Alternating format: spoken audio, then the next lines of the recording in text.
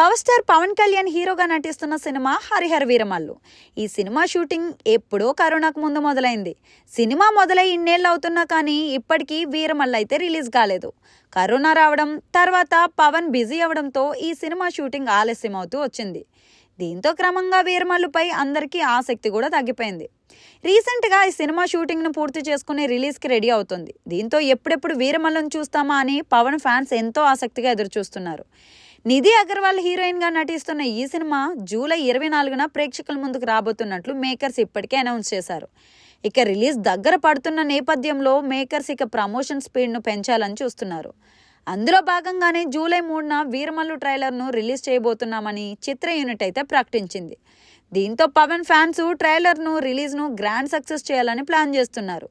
ఇదిలా ఉంటే ఇప్పటికే వీరమల్లు ట్రైలర్ గురించి ఒక వార్త నెట్టింట వినిపిస్తోంది. వీరమల్లుకు సంబంధించిన ట్రైలర్ కట్ పూర్తయిందని, ఆ ట్రైలర్ను మేకర్స్ పవన్ కళ్యాణ్కు చూపించగా ట్రైలర్ చూసి ఇంప్రెస్ అయిన పవన్ కళ్యాణ్ ట్రైలర్ను గ్రాండ్గా లాంచ్ చేయడానికి ఆమోదం తెలిపారని అంటున్నారు. మరి హరిహర వీరమల్లు సినిమాను మొదటగా డైరెక్టర్ క్రిష్ జాగర్లమూడి స్టార్ట్ చేయగా తర్వాత కొన్ని కారణం వల్ల ప్రాజెక్ట్ నుంచి క్రిష్ తప్పుకోవడంతో వీరమల్లు దర్శకత్వ బాధ్యతల్ని ఏఎం జ్యోతికృష్ణ తీసుకొని పూర్తి చేశారు. భారీ బడ్జెట్తో ఏఎం రత్నం నిర్మిస్తున్న ఈ సినిమాలో బాబీ డియోల్ విలన్గా కనిపించనుండగా కీరవాణి వీరమల్లుకు సంగీతం అందించారు.